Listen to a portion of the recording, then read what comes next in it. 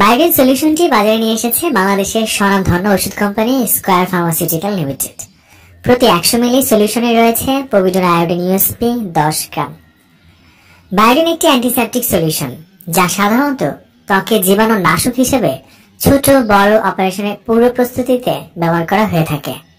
আর কোনো ধরনের অপারেশন হলে সেই অপারেশনের পরে যদি কোনো ড্রেসিং এর প্রয়োজন হয় তাহলেও এই বায়োডিন ওষুধ দিয়ে ড্রেসিং করার প্রয়োজন হয়ে থাকে।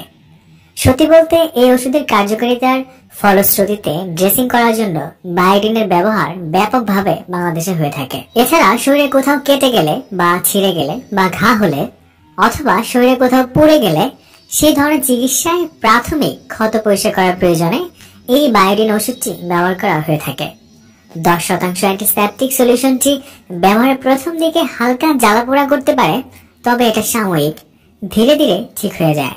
যেখানে অন্যান্য আয়োডিন ক্ষত স্থানে ব্যবহারের ফলে প্রচন্ড রকমের জ্বালাপোড়া সৃষ্টি করে, সেই তুলনায় এই বায়োডিন ওষুধটির অন্যান্য পার্শ্ব প্রতিক্রিয়া সহ তেমন কোনো জ্বালাপোড়া দেখা যায় না। বাসা বাড়িতে টুকটাক কাজ করতে গিয়ে কোথাও কেটে গেলে বা ছিঁড়ে গেলে অথবা ঘা হয়ে গেলে এই 10% অ্যান্টিসেপটিক বায়োডিন সলিউশনটি হালকা তুলোর মধ্যে ভিজিয়ে ক্ষতস্থান পরিষ্কার করতে ব্যবহার করতে পারেন।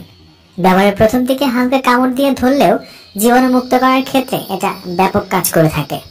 বায়োডিন 10% সলিউশনটি যেন চোখে না লাগে সেদিকে খেয়াল রাখতে হবে। এটি আয়োডিন ও পলিভিনাইল পাইরোলোডিনের একটি স্থায়ী যৌগ, যার ধরন আয়োডিন শোষণের ফলে থাইরয়েড গ্রন্থির কার্যকারিতা পরীক্ষায় প্রতিবন্ধকতা সৃষ্টি করতে পারে। তাই বায়োডিন ব্যবহার করার ক্ষেত্রে সাবধানতা অবলম্বন করা উচিত। বায়োডিন 100 মিলি সলিউশনটির মূল্য 120 টাকা মাত্র। কেনার আগে মেয়াদ উত্তীর্ণ তারিখ যাচাই করে কেনা উচিত এবং সকল ওষুধ শিশুদের নাগালে বাইরে রাখা উচিত। বিস্তৃত কার্যক্ষমতা সম্পন্ন জীবাণু ধ্বংসকারী হিসেবে বায়োডিন সব ধরনের জীবাণু ধ্বংস করতে পারে। বায়োডিন ব্যবহার করার ফলে শরীরে আক্রান্ত স্থানে বিভিন্ন জীবাণু প্রতিরোধ ক্ষমতা গড়ে তুলতে পারে না। বায়োডিন 10% অ্যান্টিসেপটিক সলিউশন সম্পর্কে আজকে ছিল এই পর্যন্তই।